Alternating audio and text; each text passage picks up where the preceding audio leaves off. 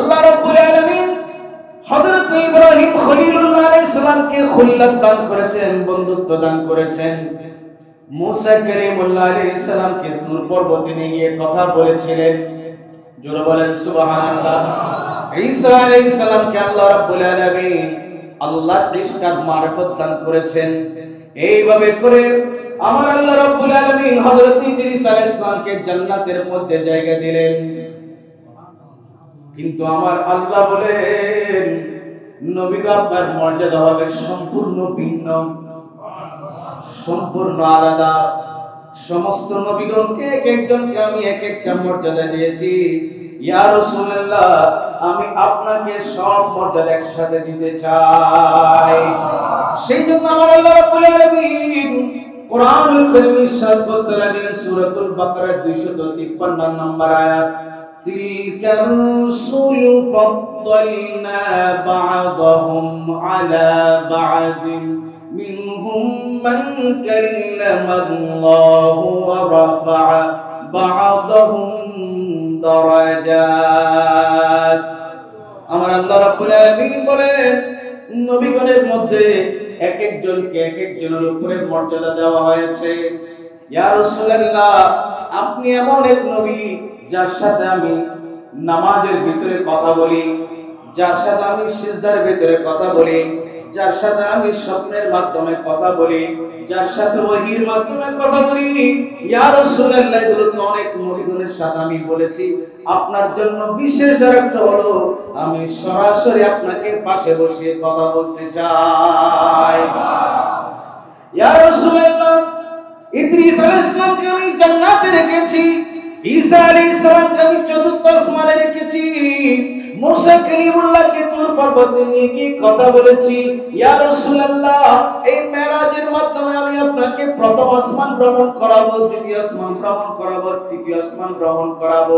আমি আপনাকে জান্নাতে নিয়ে যাব, আমি আপনাকে সিদরাতুল মুনতাহায় নিয়ে যাব, আমি আপনাকে আরশে আজিমে নিয়ে যাব, আমি আপনাকে লামকার নিয়ে যাব, এমন মকানে নিয়ে যাব যেখানে মকান বলতে কোনো কিছু নেই, যেখানে আমি আর আপনি ছাড়া আর কেউ থাকবে না। আল্লাহু আকবার। যেখানে আমি আর আপনি ছাড়া আর কেউ। ইয়া রাসূলুল্লাহ, আমি ঘোষণা করে দিলাম, ইন্নাল্লাহ আশতারা মিনাল মুমিনিনা আনফুসাহুম ওয়া আমওয়ালাহুম বিআন্না লাহুমুল জান্নাহ। ইয়া রাসূলুল্লাহ, ঈমানদারের কাছ থেকে আমি জান এবং মাল কিনে নিয়েছি জান্নাতের বিনিময়ে। নবী গো, ঈমানদারেরা আমার কাছে ঈমান, জান এবং মাল বিক্রি করছে, জান এবং আর বিনিময়ে তারা জান্নাত নেবে। বিনিময়ে তারা, আপনার উম্মতেরা ঈমানদারেরা হলো বিক্রেতা, আমি আল্লাহ হলাম ক্রেতা। মাঝখানে মিডিয়া করবেন আপনি। জোরে বলেন না সুবহানাল্লাহ। মিডিয়াকে, ইয়া রাসূলুল্লাহ, আমি জান্নাত বিক্রি করব, আপনার উম্মতরা জানার মাল বিক্রি করবে। এই বেচা কেনার মধ্যে মধ্যস্থতা করবে কে? নবী গো, এই বেচা কেনার মধ্যে মধ্যস্থতা করবেন আপনি নবী। মধ্যস্থতা করবেন কে? ইয়া রাসূলুল্লাহ, বেচা কেনার মধ্যে মাল দেখা লাগবে, মাল না হলে বেচা কিনা শুদ্ধ হবে না।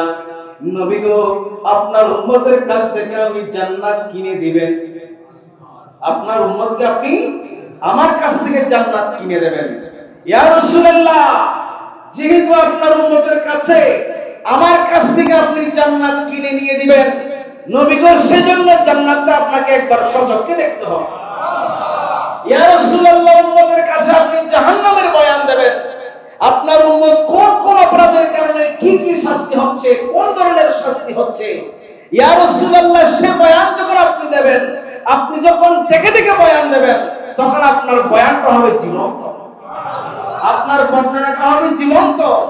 ইয়া রাসূলুল্লাহ, আপনি যখন দেখে বয়ান দিবেন, আপনার জবান থেকে জাহান্নামের কথা বের হতে দেরি, সাহাবায়ে কেরাম মসজিদে নববীতে হু হু করে কান্না দিতে দেরি হবে না।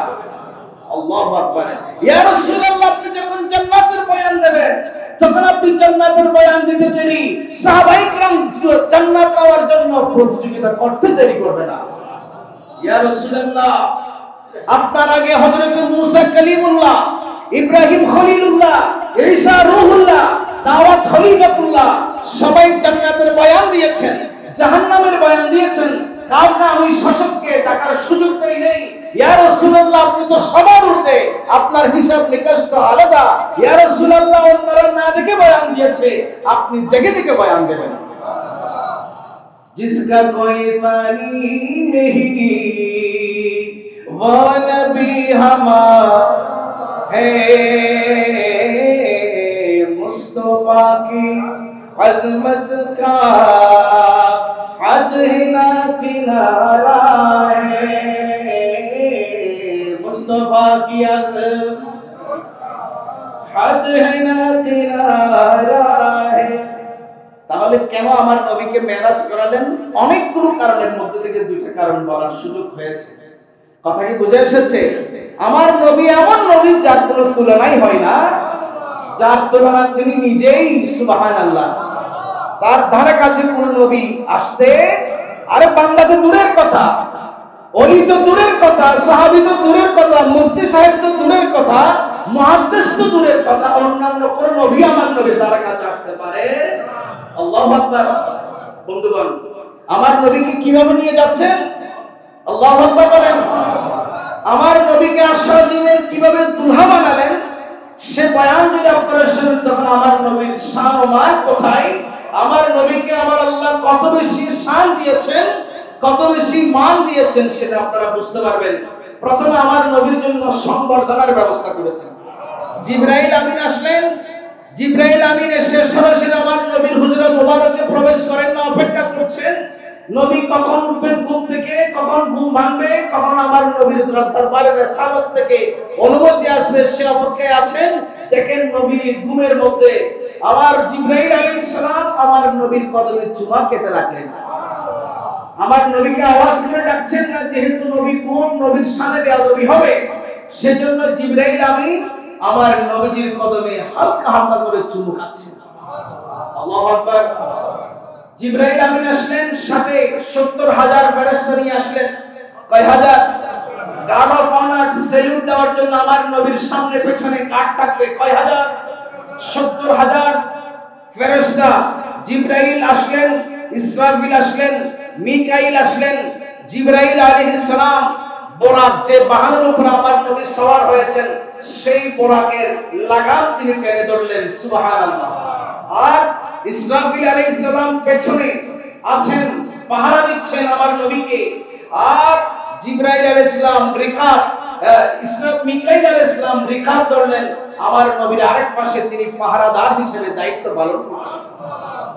এবং এই তিনজন জলিলুল কদর সাহাবীর আন্ডারে ৭০,০০০ ফেরেশতা আমার নবীর স্লোগান দিতে দিতে, মুস্তাফা আ গয়া, ইনকলাব আ গয়া, মুস্তাফার শানে স্লোগান দিতে দিতে তারা বাইতুল মুকাদ্দাসের দিকে রওনা হয়ে গেছে। বাইতুল মুকাদ্দাস পৌঁছে গেলেন। ৩,৩৬,০০০, ২,২৪,০০০ অসংখ্য গণিত নবী রাসূল আমাকে, আমার নবীকে কংগ্রেচুলেশন জানাবার জন্য অধীর অপেক্ষায় আছেন। আর আমার নবী সেখানে বরাত থেকে নামলেন, আর সমস্ত নবী রাসূলগণ বলেন মারহাবা মারহাবা, জোরে বলেন না হালান সাহালান, মারহাবা মারহাবা। এইভাবে করে সেখানে লক্ষ লক্ষ নবীগণ আমার নবীর ইমামতিতে নামাজ আদায় করলেন। এক একজন নবী সেখানে খুতবা দিলেন, জোরে বলেন না সুবহানাল্লাহ। হযরত ইব্রাহিম খলিলুল্লাহ খুতবা দিলেন, সেই খুতবার ভিতরে আমার নবীর গুণগান। ইসমাঈল জবিহুল্লাহ খুতবা দিলেন, সেই খুতবার ভিতরে আমার নবীর গুণগান। মুসা কালিমুল্লাহ খুতবা দিলেন, সেই খুতবার ভিতরে আমার নবীর গুণগান। ঈসা রূহুল্লাহ খুতবা দিলেন, সেই খুতবার ভিতরে আমার নবীর গুণগান। দাউদ খলিফাতুল্লাহ খুতবা দিলেন, সেই খুতবার ভিতরে আমার নবীর গুণগান। সমস্ত নবীগণ আমার নবীর গুণগান গেয়ে খুতবা দিয়ে শেষ হলো। আর আমার নবীকে জিবরাইল আমিন নিয়ে চললেন প্রথম আসমানে। আরেকটু জোরে বলবেন সুবহানাল্লাহ। আমি কথাগুলোকে খুব দ্রুত বলে যাচ্ছি। আমার নবীকে প্রথম আসমানে নিয়ে গেলেন, সেখানে আরেক সংবর্ধনার ব্যবস্থা করা হয়েছে। প্রথম আসমানে অপেক্ষা করছেন আমার নবীকে কংগ্রেচুলেশন, অভিবাদন জানানোর জন্য, ফেলিসিটেশন জানাবার জন্য হযরত আদম সফিউল্লাহ। চিৎকার দিয়ে বলুন সুবহানাল্লাহ। সেখানে আদম সফিউল্লাহ প্রথম আসমানের দরজায় একজন ফেরেশতা, তার নাম হলো ইসমাঈল নামক একজন ফেরেশতা অপেক্ষা করছেন। বাবুল হাবাজা, সেই দরজা প্রথম আসমানে গিয়ে জিবরাইল ডাক দিলেন, দরজা খুলুন, নবীদের সরদার এসেছে, মওলার সাথে দিদার করতে। দরজা খুললো, হযরত আদম সফিউল্লাহর সাথে কথা হয়েছে। আমার নবী বলতে লাগলেন, আদম সফিউল্লাহর ডানে বামে আমি অনেক মানুষ দেখতে পেলাম, বনি আদম সন্তানদেরকে দেখতে পেলাম। ডান পাশে যারা আছে তাদের দিকে তাকিয়ে হযরত আদম সফিউল্লাহ হাসলেন। আরো জোরে বলেন না সুবহানাল্লাহ। ডান পাশে অসংখ্য অগণিত কোটি কোটি বান্দা, তাদেরকে দেখে আদম আলাইহিস সালাম হাসলেন। বাম পাশে অসংখ্য অগণিত কোটি কোটি বান্দা, তাদেরকে দেখে আদম সফিউল্লাহ কাঁদলেন। আমার নবী জিজ্ঞেস করলেন, বাবা আদম, ডান দিকে তাকিয়ে আপনি হাসলেন, বাম দিকে তাকিয়ে আপনি কাঁদলেন, কি কারণ? আদম সফিউল্লাহ বলে দিলেন, ইয়া রাসূলুল্লাহ, নবীদের সরদার, ডান পাশে যারা তারা হলো জান্নাতি, তাদের চেহারা দেখে আমি আদম খুশি হলাম। বাম পাশে যারা তারা হলো জাহান্নামী, তাদেরকে দেখে আমি আদম খুব কষ্ট পেলাম। আমরা কি ডানে থাকতে চাই না বামে থাকতে চাই? আমরা ডানপন্থী না বামপন্থী? আসহাবুল ইয়ামিন ডানপন্থী যারা, যাদের হাতে আমলনামা ডান হাতে থাকবে, আমার আল্লাহ বলেন তারাই হবে জান্নাতি। আমরা সব সময় ডানে থাকবো, কাজ শুরু করব ডানে, কাজ শুরু করব কোন দিকে? ডানে। আর সবকিছু আমরা ডান হাতে ধরবো, ভালো কাজ ডান হাতে ধরবো, পায়খানা প্রস্রাব করার পর পরিষ্কার করব বাম হাতে, খাবার বলেন, সবকিছু বলেন, সব দিতে বলেন, নিতে বলেন, সবকিছু করব ডান হাতে। ডান হাতের বরকত আছে না নাই? ডান হাত বাম হাত থেকে শক্তিশালী কিনা? এই জন্য আমরা যদি ডানপন্থী হই, আমরা যদি আল্লাহওয়ালা হই, আমরা যদি আশিকে রাসূল হই, আমরা যদি নবী প্রেমিক হই, আমরা যদি ওলি প্রেমিক হই, আমরা যদি সাহাবায়ে কেরামের উত্তরসূরি হই, তারাই হলেন ডানপন্থী। তাদের পন্থী হলে এই কলমটা হবে উন্নত। এই কলমটা হবে কি? একটু জোরে বলেন না, কলমটা হবে কি? দ্বিতীয় আসমানে হযরত ঈসা রূহুল্লাহ, হযরত জাকারিয়া, হযরত ইয়াহইয়া আলাইহিস সালাম আমার নবীকে অভিনন্দন জানালেন। তৃতীয় আসমানে হযরত ইউসুফ আলাইহিস সালাম, চতুর্থ আসমানে হযরত ইদ্রিস আলাইহিস সালাম, পঞ্চম আসমানে হযরত হারুন, ষষ্ঠ আসমানে হযরত মূসা কালিমুল্লাহ আলাইহিস সালাম, সপ্তম আসমানে গিয়ে হযরত ইব্রাহিম খলিলুল্লাহ আলাইহিস সালাম। সম্মানিত হাজরিন, সময় সংক্ষেপ, আমার নবী সেখান থেকে সিদরাতুল মুনতাহায় চলে গেলেন। সিদরাতুল মুনতাহায় গিয়ে আল্লাহ রাব্বুল আলামিনের আরশ আজিমে দিদারে যাবেন। জিবরাইল আমিন সেখানে আত্মসমর্পণ, সারেন্ডার করলেন। আমি আর এক চুল পরিমাণ সামনে অগ্রসর হতে পারবো না, ইয়া রাসূলুল্লাহ আপনি যাবেন। আর আপনার কাছে আমার একটা অনুরোধ হলো, যারা দুনিয়াতে আপনার উপরে, আপনার প্রেমের উপরে, আপনার নামের উপরে যাদের জীবনটা অতিবাহিত হয়েছে, ইয়া রাসূলুল্লাহ হাসরের ময়দানে, কিয়ামতের ময়দানে, পুলসিরাতের মধ্যে আমি জিবরাইল আমার ৭০,০০০ ডানাতে করে তাদেরকে পার করাতে চাই। আর জোরে বলবেন না সুবহানাল্লাহ। এই ইয়া রাসূলুল্লাহ, আপনি যখন আল্লাহর সাথে সান্নিধ্যে যাবেন, আপনি যখন কালাম ফরমাবেন, কথা বলবেন, সংলাপ করবেন, আমার এই আবদারটুকু আপনি মঞ্জুর করাই দিবেন। আল্লাহু আকবার।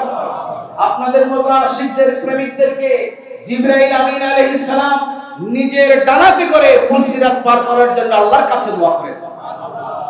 সেখান থেকে আমার নবী চলে গেলেন, আরশ আজিমে চলে গেলেন।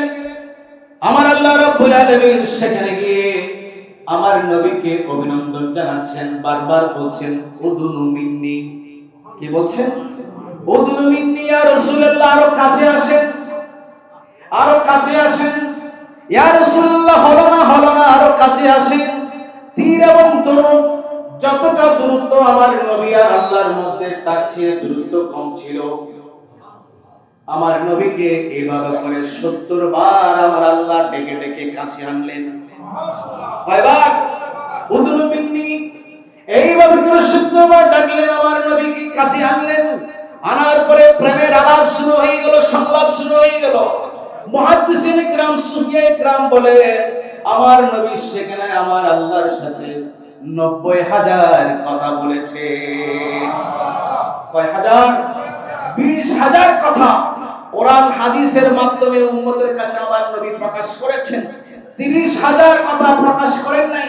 আর 30,000 কথা সাহাবায়ে কেরাম বিশেষ বিশেষ ব্যক্তিদেরকে আমার নবী প্রকাশ করেছেন। এইভাবে করে আমার নবী 30,000 কথা গোপন রাখলেন, 30,000 কথা গোপন প্রকাশ করলেন বিশেষ ব্যক্তিদের কাছে, 20,000 কথা সাধারণভাবে সবার জন্য মুক্ত করে দিলেন। আল্লাহু আকবার। আমার নবীজি 90,000 কথার ভিতরে কি কথা বলেছেন? ফাআউহা ইলা আবদিহি মা আওহা। এই আয়াতের তাফসীরের মধ্যে মুফাসসিরিন কিরাম বলছেন 90,000 কথা যেগুলো বলেছেন সেগুলি হচ্ছে বিশেষ ওহী। সেগুলো কি? বিশেষ ওহী। 6,666টি আয়াত, কোরআনুল কারীমের 30টা পারা, কোরআনুল কারীমের 114টি সূরা, এগুলো তো সব ওহী।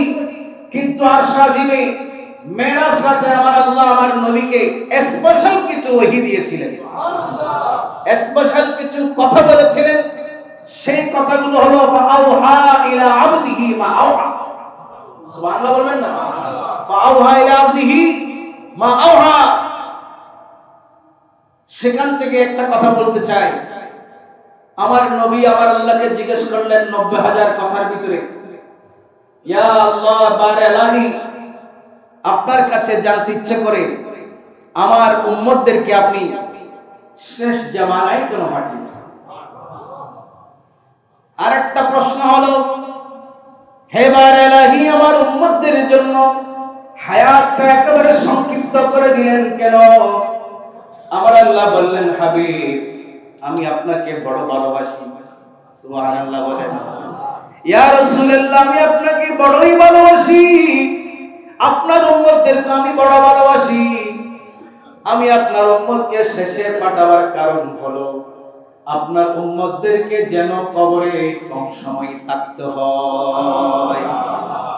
এই জন্য কিয়ামতের কাছাকাছি সময়ে তাদেরকে আমি পাঠিয়েছি। সুবহানাল্লাহ। আমার নবী বললেন, হে রব্বুল আলামিন, দ্বিতীয় প্রশ্ন হলো আমার উম্মতের বয়স হায়াত এত কম দিলেন কেন? আগের জামানার মানুষগুলো কেউ 700 বছর, 800 বছর, 1000 বছর, শত শত বছর হায়াত পেয়েছিলেন, কিন্তু আমার উম্মতের হায়াত এত সংক্ষিপ্ত কেন, এত শর্ট কেন? আমার আল্লাহ বলে, ইয়া রাসূলুল্লাহ, আমি আপনাকে বেশি ভালোবাসি, আপনার উম্মতকে আমি এত ভালোবাসি।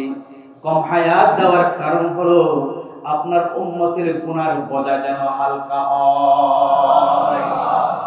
আপনার উম্মতের গুনার বোঝা যেন কম হয়, ছোট হয়।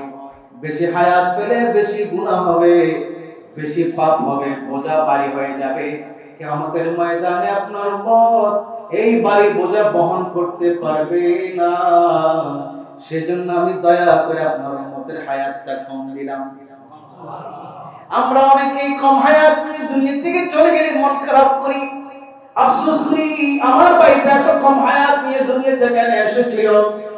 আমার নবী বলেন, উম্মতের হায়াত কম হওয়ার কারণ হলো গুনার বোঝাটা যেন হালকা হয়। আমার বন্ধুগণ, এইভাবে করে 90,000 কথা সংলাপ শেষ করার পরে আমার নবীকে আমার আল্লাহ কুদরতের কুল কায়নাত কোথায় কি আছে না আছে সবকিছু কুদরতের হাতের মুঠোর মধ্যে দেখাই দিলেন। আমার নবীর জন্য আর কিছু এখনো দৃশ্য নেই। সুবহানাল্লাহ। সেখানে এক বর্ণনা এসেছে তাফসীরে রুহুল বয়ানের মধ্যে, আমার নবীজি সেখানে রুকুতে গেলেন, আর আমার আল্লাহ কুদরতের হাতখানা আমার নবীর পিঠ মোবারক উপর রাখলেন। আমার নবীর পিঠ মোবারক উপরে রাখার পরে আমার নবী বলেন, আমার ভিতর পর্যন্ত শীতল হয়ে গেল। ওখানে বসে আমি কোঠা দুনিয়া দেখতে পাচ্ছি। নাযারতু ইলা বিলাদিল্লাহি জামাআন কাখারদালাতিন আলা হুকমি ইত্তিসালি। রাসূল আযম দস্তগীর বলেন, গোটা দুনিয়াটা আমার হাতের মুঠোয় সরিষার দানার মতো মনে হয়। আর আমার নবী বলেন, আমি লামখানে যখন রুকুতে গেলাম, সেখানে আমার আল্লাহ আমার পিঠের মধ্যে কুদরতের হাতখানা রাখলেন, আমি গোটা দুনিয়াকে সরিষার দানার মতো করে আমার হাতের তালুতে দেখতে পেয়েছি। আল্লাহু আকবার। এইভাবে করে আমার আল্লাহ নবী কি জান্নাত দেখালেন। সুবহানাল্লাহ বলেন। জান্নাতের ভিতরে আমার নবী 4টা নহর দেখতে পেলেন। কয়টা? 4টা নহর, 4টা নদী দেখতে পেলেন। একটা হলো দুধের, একটা হলো দুধের, যে দুধ এত সুস্বাদু এত সাদা পৃথিবীতে কল্পনা করা যায় না। আরেকটা হলো মধুর নহর, মধুর। আরেকটা হলো শরবতের নহর, নহর মানে বুঝতেছেন তো। আরেকটা হলো পানির নহর।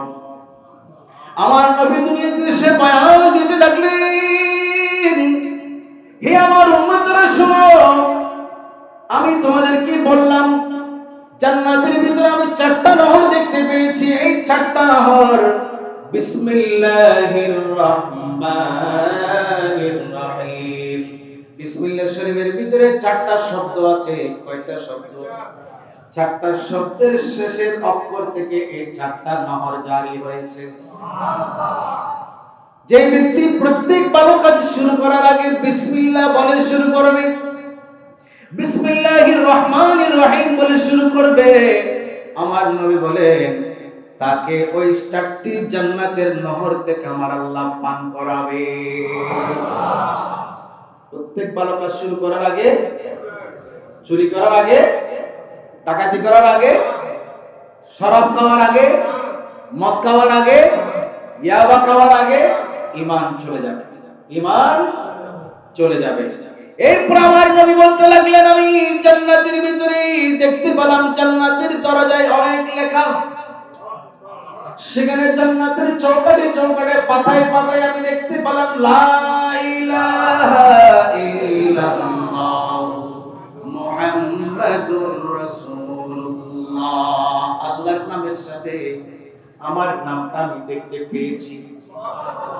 আমি দেখতে পেলাম।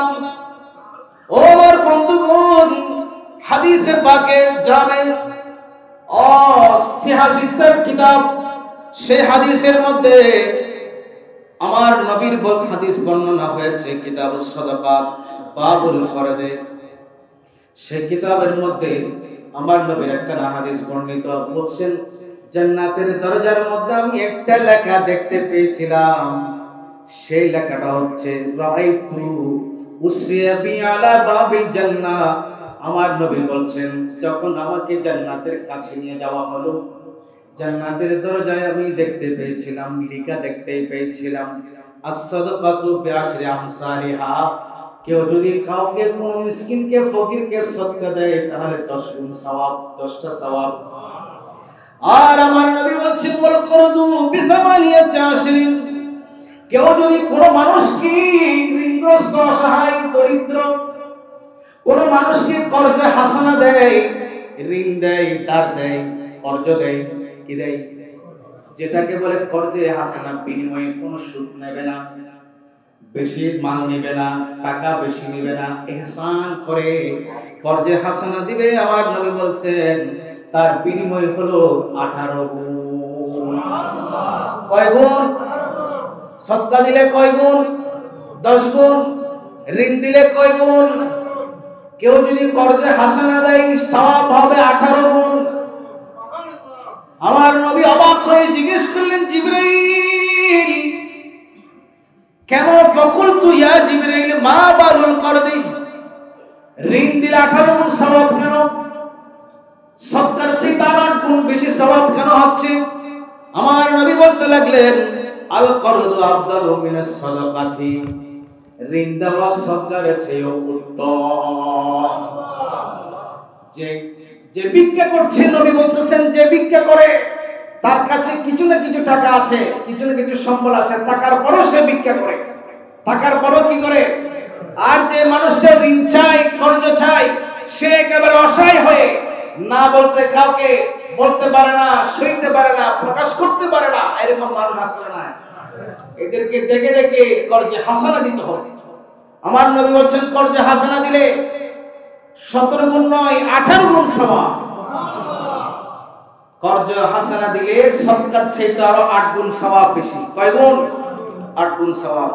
ও আমার বন্ধুগণ, আমার নবী আরো বলতে লাগলেন সেই জান্নাতের ভিতরে আমি মুক্তা দ্বারা গম্বুজ দেখতে পেয়েছি। মুক্তার তৈরি গম্বুজ দেখতে পেয়েছিলাম। সেই গম্বুজের নিচে কতগুলো মানুষ। জিবরাইলকে জিজ্ঞেস করলাম, হে জিবরাইল, এরা কারা? মুক্তা দ্বারা খচিত এই গম্বুজের নিচে যারা বসে আছে এত আরাম আয়েশের মধ্যে সম্মানের জায়গায়, তারা কারা? জিবরাইল বলছেন, ইয়া রাসূলুল্লাহ, এরা হলো আপনার উম্মতের ইমাম আর মুয়াজ্জিনরা। ইমাম আর যেতে চাননি আপনারা? আল্লাহু আকবার। সেখানে তো ইমাম আর মুয়াজ্জিন ছাড়া আর কেউ যেতে পারবে না। তো আপনারা যেতে না পারলেও ইমাম মুয়াজ্জিনের সাথে ভালো সম্পর্ক রাখেন। সেই সুবাদে হলো আপনি আরেকটা গম্বুজের নিচে হয়তো জায়গা পেতে পারেন। আছে না নাই? ও বন্ধুরা, আমার নবীজি বলতে লাগলেন আমি সেখানে দেখতে পেলাম এক ব্যক্তিকে আরশের নূরের ভিতরে লুকিয়ে আছে। কোথায়? আরশের নূরের ভিতরে লুকিয়ে আছে। জিবরাইলকে জিজ্ঞেস করলাম, হে জিবরাইল, আরশের নূরের ভিতরে লুকানো এই ব্যক্তিটাকে? জিবরাইল আলাইহিস সালাম বললেন, ইয়া রাসূলুল্লাহ, এই ব্যক্তিটা হলো তিনি যিনি দুনিয়াতে সারাক্ষণ আল্লাহ আল্লাহ জিকির করতেন। সারাক্ষণ কি করত? আল্লাহ আল্লাহ জিকির করত। সারাক্ষণ মা বাবার খেদমত করত। মা এবং বাবাকে কোনোদিন কষ্ট দেয় নাই, এমনকি তার কারণে কোনোদিন মা বাবা অপমানিত হয় নাই। সুবহানাল্লাহ বলবেন না?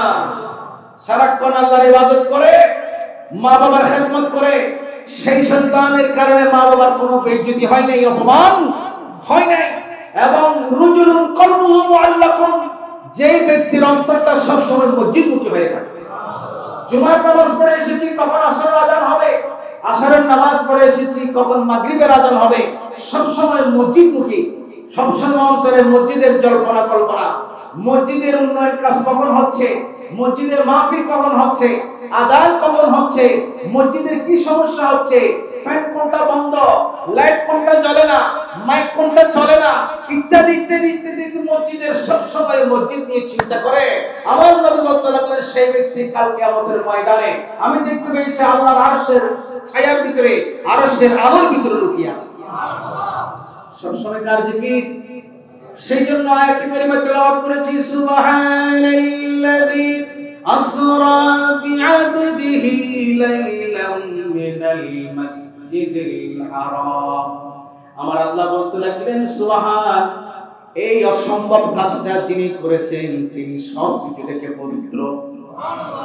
মানুষের পক্ষে সম্ভব নয়, মানুষের বিবেক দিয়ে সম্ভব নয়, মানুষের আকল দিয়ে সম্ভব নয়, মানুষ কল্পনা করতে পারে না, চিন্তা করতে পারে না।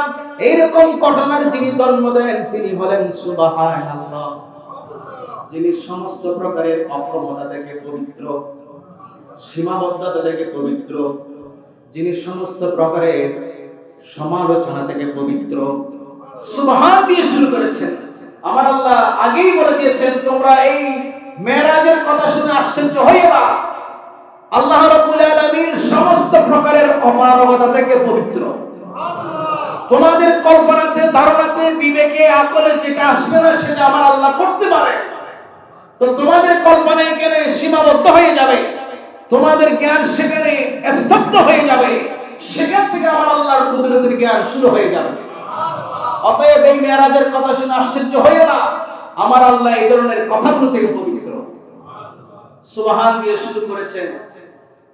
হাকিমুল উম্মত মুফাসসিরে কোরআন মুফতি আহমদ ইয়ার খান নাঈবি রাহমাতুল্লাহি আলাইহি এই আয়াতের তাফসীর করতে গিয়ে সুবহান শব্দের অনেক ব্যাখ্যা দিয়েছেন। সুবহান, যে ব্যক্তি সারা দিনে আমার আল্লাহর এই ইসমে আসমাই হুসনার এই সুবহান শব্দ ধরে যদি জিকির করে, ইয়া সুবহান, কি বলবেন?